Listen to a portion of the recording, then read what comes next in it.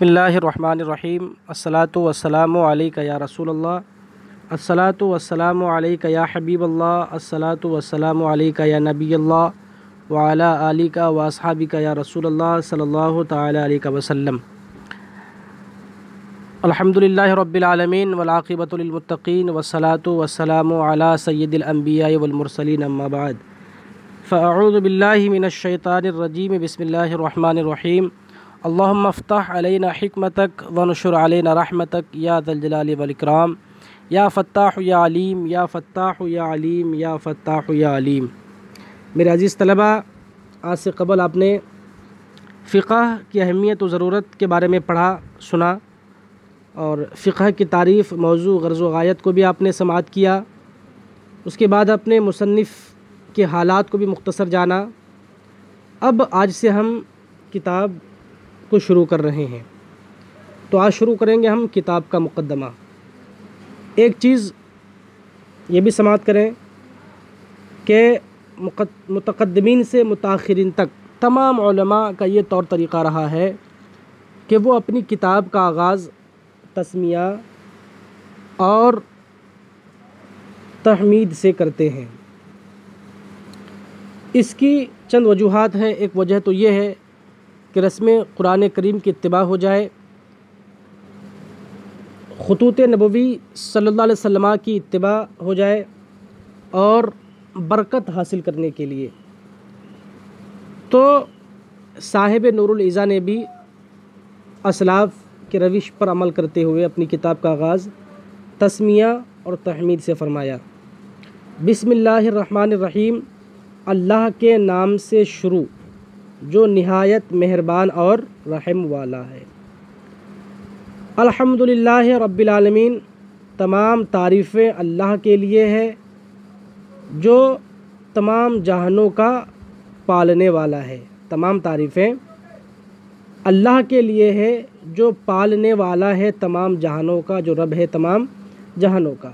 والصلاۃ والسلام، درود و سلام نازل ہو علی سیدنا، ہمارے سردار محمد صلی اللہ علیہ وسلم پر، خاتم النبیین، جو آخری نبی ہیں، جو خاتم الانبیاء ہیں، وعلی آلہ الطاہرین، اور ان کے پاکیزہ آل پر، وصحابتہ اجمعین، اور آپ کے تمام اصحاب پر۔ تمام تعریفیں اللہ کے لیے ہے جو پالنے والا ہے تمام جہانوں کا، اور درود و سلام وہ ہمارے سردار محمد صلی اللہ علیہ وسلم پر جو خاتم الانبیاء ہیں، اور ان کے پاکیزہ آل پر اور تمام اصحاب پر۔ تو آپ دیکھیں کہ بسم اللہ الرحمن الرحیم میں اللہ تعالیٰ کے 3 نام آئے ہیں، ایک ذاتی اور 2 صفاتی۔ ذاتی نام اللہ تعالیٰ، اللہ یہ اللہ تعالیٰ کا ذاتی اور خاص نام ہے۔ بچوں، کسی دوسرے پر کسی بھی صورت میں لفظ اللہ نہیں بولا جا سکتا۔ یہ نام اللہ تعالیٰ کی صفات کا جامع ہے، اسی لیے اس نام کو یعنی لفظ اللہ کو اسم اعظم بھی کہا جاتا ہے۔ اور رحمان اور رحیم یہ دونوں اللہ رب العزت کے صفاتی نام ہیں۔ رحمان فعلان کے وزن پر، رحیم فعیل کے وزن پر، دونوں صفت مشبہ کے صیغے ہیں، اور ان کے معنی میں مبالغہ ہوتا ہے، زیادہ پن، یعنی بہت رحم کرنے والا۔ اور رحمان دنیا اور آخرت کی رحمت کو شامل ہے، جبکہ رحیم یہ صرف آخرت کے ساتھ خاص ہے، آخرت کی رحمت کے ساتھ۔ حمد کے 2 معنی ہیں، ایک معنی ہے لغوی اور ایک معنی ہے اصطلاحی۔ حمد کا لغوی معنی ہوتا ہے تعریف کرنا، خوبی بیان کرنا۔ الحمدللہ رب العالمین میں جو حمد ہے، اسی حمد کے بارے میں بات چل رہی ہے۔ حمد کا ایک لغوی معنی ہوتا ہے اور ایک اصطلاحی۔ حمد کا لغوی معنی تعریف بیان کرنا، خوبی بیان کرنا، اور اصطلاحی تعریف تعظیم اور اکرام کے ارادے کے ساتھ زبان سے تعریف کرنا، خواہ وہ نعمت کے مقابلہ میں ہو یا غیر نعمت کے مقابلہ میں۔ اس کے بعد ایک لفظ ہے رب۔ الحمدللہ رب العالمین میں رب، لفظ رب یہ ربن یہ فعلن کے وزن پر ہے، یہ بھی صفت مشبہ کا صیغہ ہے، اور اس کا مادہ تربیت ہے۔ کسی چیز کو تدریجاً یعنی آہستہ آہستہ اس کی منزل تک پہنچانا، یہ تربیت کہلاتا ہے۔ الحمدللہ رب العالمین میں عالمین یہ عالم کی جمع ہے، اللہ تعالیٰ کے سوا سب کچھ عالم کہلاتا ہے، چونکہ عالم کی مختلف اقسام ہیں، مثلا عالم الانس، عالم الجن، عالم الملائکہ وغیرہ۔ الحمدللہ رب العالمین والصلاۃ والسلام، صلاۃ، لفظ صلاۃ یہ باب تفعیل کا مصدر ہے، اس میں مصدر ہے، اور دعا، نماز، تسبیح اور رحمت کے معنی میں آتا ہے لفظ صلاۃ۔ یہاں صلاۃ سے مراد رحمت ہے، یہاں لفظ صلاۃ سے مراد بچوں کیا ہے؟ رحمت ہے۔ جب لفظ صلاۃ اللہ تعالیٰ کی طرف منسوب ہو تو رحمت بھیجنا، اور انسانوں یا فرشتوں کی طرف منسوب ہو تو رحمت کی دعا کرنا مراد ہوتا ہے۔ ہر مسلمان پر، ہر مومن پر لازم ہے کہ جب بھی سید عالم صلی اللہ علیہ وسلم کا اسم گرامی سنے تو آپ کی بارگاہ مقدسہ میں صلاۃ و سلام کا ہدیہ پیش کریں، اس لیے کہ اللہ رب العزت نے قرآن مقدس میں ارشاد فرمایا، ان اللہ وملائکتہ یصلون علی النبی یا ایھا الذین آمنوا صلوا علیہ وسلموا تسلیما، بے شک اللہ تعالیٰ اور اس کے فرشتے نبی صلی اللہ علیہ وسلم پر درود بھیجتے ہیں، اے ایمان والو تم بھی ان پر درود بھیجو، درود و سلام بھیجو۔ اور حدیث شریف میں بھی ہے کہ رسول اکرم صلی اللہ علیہ وسلم نے ارشاد فرمایا، جو شخص مجھ پر ایک بار درود بھیجتا ہے تو اللہ تعالیٰ اس پر 10 رحمتیں نازل فرماتا ہے۔ تو لفظ صلاۃ کے بعد ایک لفظ ہے سلام، یہ لفظ بھی باب تفعیل کا اسم مصدر ہے اور امن و سلامتی کے معنی میں آتا ہے، الصلاۃ والسلام، ٹھیک ہے، والسلام۔ جس طرح بارگاہ نبوی میں درود بھیجنے کا حکم ہے، اسی طرح سلام بھیجنے کا بھی حکم ہے، بلکہ اس کی تو زیادہ تاکید ہے۔ اور سلام نبی پاک علیہ السلام پر بھیجنا، چاہے وہ انفرادی طور پر بھیجے، چاہے وہ جماعت کی شکل میں بھیجے، چاہے بیٹھ کر سلام پڑھے، چاہے کھڑے ہو کر سلام پڑھے قیام کی حالت میں، چاہے میلاد میں سلام پڑھے، چاہے جلسہ جلوس میں سلام پڑھے، ہر طریقے سے نبی پاک علیہ السلام پر سلام پڑھنا جائز ہے۔ اس کے بعد ایک لفظ ہے محمد۔ محمد یہ ہمارے آقا سید الانبیاء صلی اللہ علیہ وسلم کا اسم گرامی ہے۔ خاتم النبیین، خاتم النبیین کا معنی ہوتا ہے آخری نبی۔ ختم نبوت نبی اکرم صلی اللہ علیہ وسلم کا وصف خاص ہے، یہ آپ کا خاصہ ہے کہ آپ پر نبوت ختم ہوا، آپ کے بعد کسی نئے نبی کا امکان نہیں، یعنی آپ کے اوپر نبوت کا دروازہ بند ہو گیا، اب آپ کے بعد کوئی نبی نہیں آ سکتا، اور یہ مسلمانوں کا بنیادی عقیدہ ہے، جو اس کا انکار کرے گا وہ کافر ہو جائے گا۔ اب اس کے بعد ایک لفظ ہے آل، تو آل سے مراد اہل و عیال بھی ہوتے ہیں اور متعلقین متوسلین بھی۔ نبی اکرم صلی اللہ علیہ وسلم کی ازواج مطہرات، آپ کی صاحبزادیاں اور نواسے، نیز ان کی اولاد آپ کے آل ہیں۔ اس کے علاوہ ہر مومن مسلمان آپ کی آل ہے، اور یہاں تمام امت مراد ہے کیونکہ یہ مقام دعا ہے۔ صحابتی اجمعین، صحابہ کہتے ہیں، صحابی اس مبارک ہستی کو کہتے ہیں جس نے ایمان کی حالت میں حضور صلی اللہ علیہ وسلم سے ملاقات کی ہو اور ایمان ہی پر خاتمہ ہوا ہو۔ جس نے ایمان کی حالت میں حضور صلی اللہ علیہ وسلم سے ملاقات کی ہو، نبی کی زیارت کی ہو اور ایمان ہی پر خاتمہ ہوا ہو۔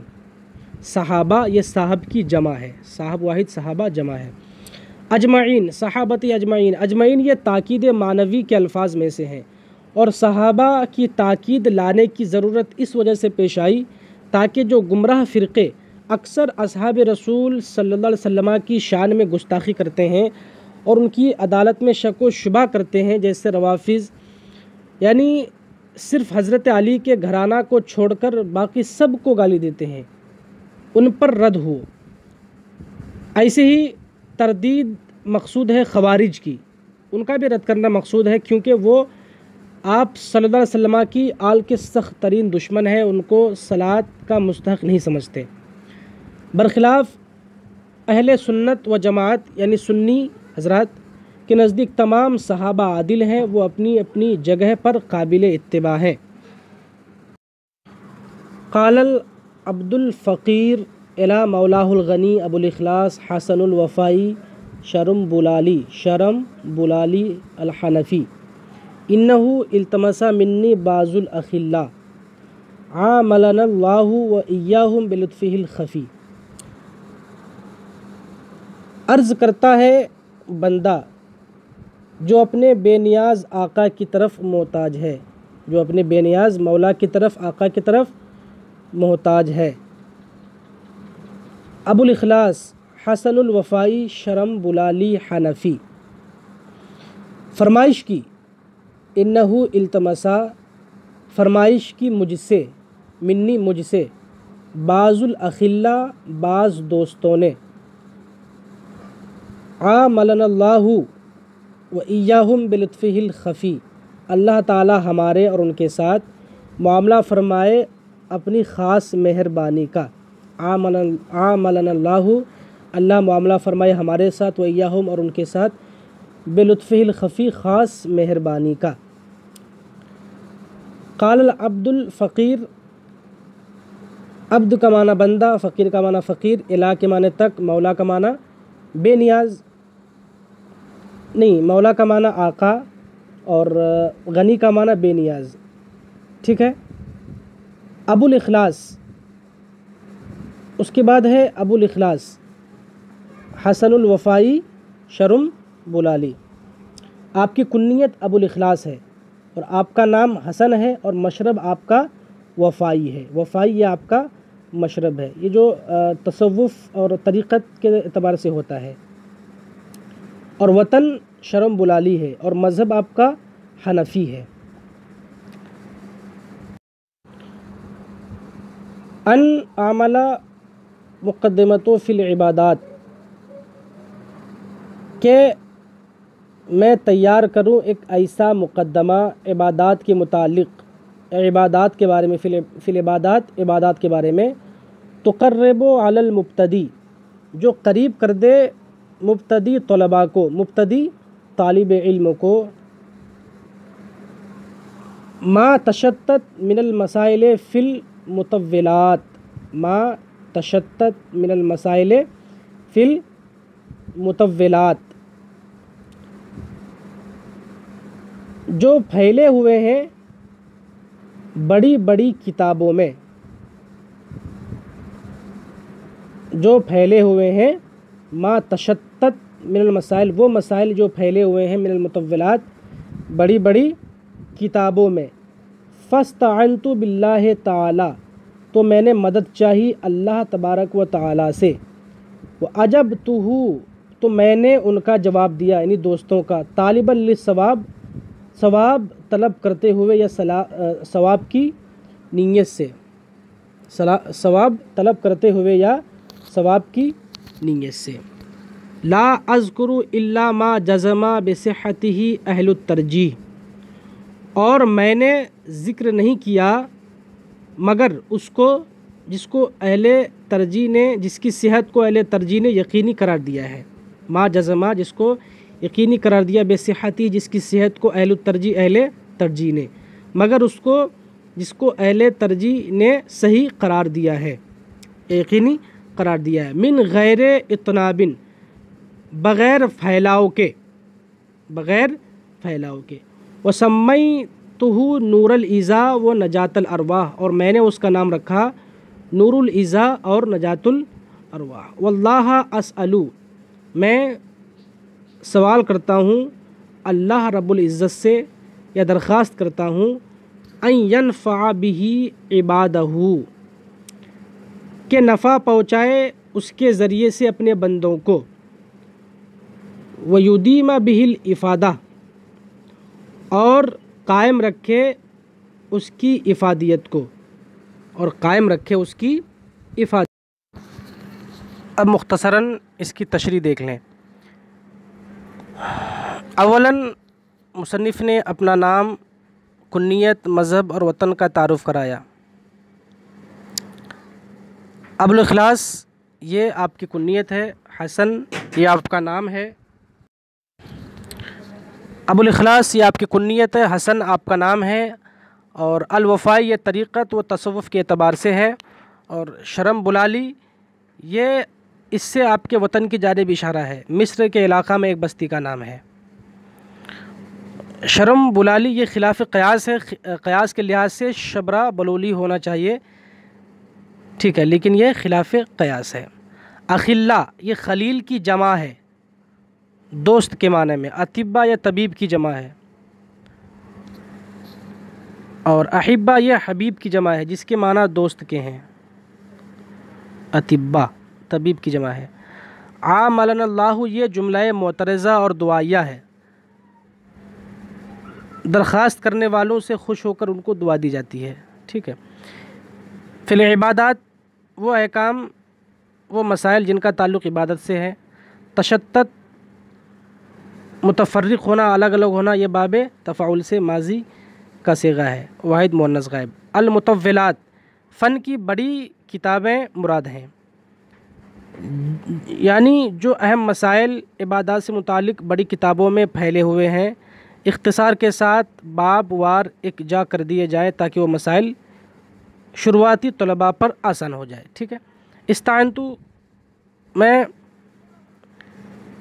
کتاب کی تصنیف میں اللہ سے مدد مانگی گئی، اس لیے کہ اللہ تعالیٰ کی نصرت کے بغیر کوئی کام انجام نہیں دیا جا سکتا۔ طالباً للثواب اس تصنیف کی غرض معلمین و متعلمین کو فائدہ پہنچانا ہے۔ اس تصنیف کی غرض کیا ہے؟ پڑھنے اور پڑھانے والوں کو فائدہ پہنچانا ہے۔ ایک لفظ ہے اہل الترجیح۔ اہل الترجیح یہ فقہا کے 7 طبقوں میں سے ایک طبقہ ہے، یعنی وہ علماء جنہوں نے ائمہ احناف کی مختلف روایات میں راجح و مرجوح کا عنوان دے کر دونوں کو الگ الگ جمع کیا۔ جیسے آپ نے سنا ہوگا کہ ھذا اصح، ھذا اوفق، تو یہی اہل الترجیح کا کام ہے، وہ جو ہے کیا کرتے ہیں، روایت میں راجح اور مرجوح کا ذکر کرتے ہیں۔ واللہ اسأل، یعنی اہل علم حضرات جو اس کتاب سے استفادہ کریں وہ دوسروں کو بھی فائدہ پہنچائیں تاکہ یہ سلسلہ برقرار اور باقی رہے۔ تو میرے طلباء، عزیز طلباء، یہاں تک آپ نے مقدمہ کو پڑھا، انشاءاللہ آگے اصل کتاب کی طرف ہم بڑھیں گے۔ تمت بالخیر وما توفیقی الا باللہ۔